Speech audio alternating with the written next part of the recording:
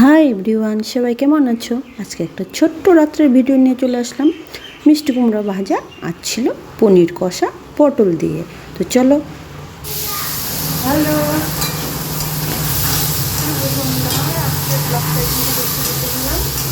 রান্না করছি। তো এই মিষ্টি কুমড়া ভাজাটা আমি বসে দিয়েছিলাম। পরে আমার মনে পড়লো যে ক্যামেরাটা সেট করতে হবে, কেন কি ক্যামেরাটা প্রচুর দেখছিল, মানে মোবাইলটা দেখছিল। তো ওই যে পটল সব কেটে নিয়েছি, আর এখানে একটু কাঁচা লঙ্কাই বেটে নিয়েছি, আর আদা থেতো করে নিয়েছি, জিরে দিয়ে দিচ্ছি। আর এটা তো ভাজা হয়ে গেছে, তো এটা তুলে নিই। তো তোমরা কে কোত্থেকে ভিডিওটা দেখছো আমাকে কিন্তু জানিও। আর ভিডিওটা যদি ভালো লেগে থাকে তাহলে পুরোটা দেখে একটা ছোট্ট কমেন্ট করে দিই। তো মিষ্টি কুমড়া ভাজা পুচু ভালোই খায়, মানে মিষ্টি মিষ্টি লাগে বলে পছন্দ করে। তো এই জন্য মিষ্টি কুমড়া ভাজাটা করলাম। যদিও প্রথমে এটা দিয়ে চপ বানানোর ইচ্ছে ছিল, বাট না, ও যেহেতু এটা পছন্দ করে তাই জন্য এটাই করলাম।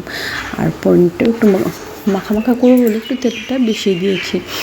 তো খুব সুন্দর করে একবারে কষিয়ে করার চেষ্টা করব, কিন্তু বাট সেটা কিন্তু পরে হলো না, কারণ পনিরগুলো ফুটানোর জন্য গরম জলে দিয়েছিলাম। না হলে কী হয়, পনিরগুলো না ভেজে তোলার পরে না খুব শক্ত হয়ে যায়, আর রাবার রাবার হয়ে যায় বলে, মানে সেরম না ভাজলেও রাবার রাবার হয়ে যায় বলে পছন্দ করে না। তো তাই জন্য হালকাই ভাজবো, ভেজে গরম জল বসিয়েছি ওপাশে, সে গরম জলে দিয়ে দেবো। তাহলে পনিরটা না খুব সফট হয়, মানে এতটাই সফট হয়, খেতে খুব সুস্বাদু লাগে।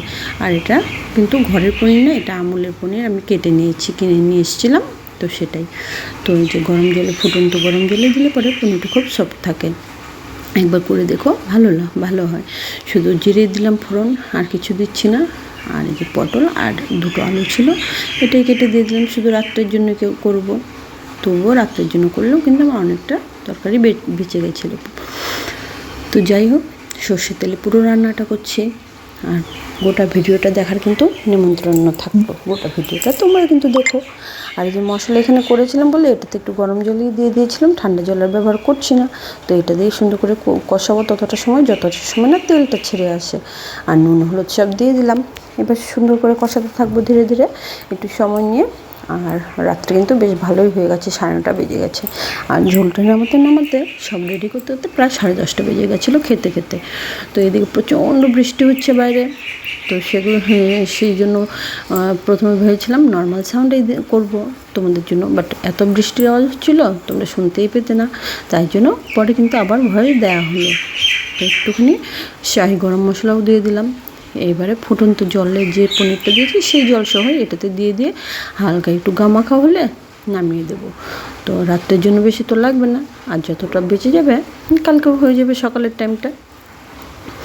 তো এই যে হয়ে গেছে আমার কষানো, তো তেলও ছেড়ে এসছে। এবার গরম জল সহ পনিরটা দিয়ে দিলাম। আর পনিরটা এইভাবে করলে না খুব টেস্টি হয়। আমি আগে নর্মাল পনির ভেজে একদম ডিরেক্ট ঝোলে দিয়ে দিতাম, বাট না, ওটার থেকে না এটা করলে বেশি টেস্ট হয়। এক তো জলটাও গরম থাকে। তো রান্না মোটামুটি কিন্তু আমি শেষের দিকে যেরকম কষানো হলে আমি নামিয়ে দিয়েছি। প্রচুর জন্য কটা ভেজে তুলে রেখেছিলাম, ও পনিরটা ভালোই পছন্দ করে। আর মিষ্টি কুমড়োও ভাজা হয়েছে। তো চলো টাটা, পুরো ভিডিওটা দেখো।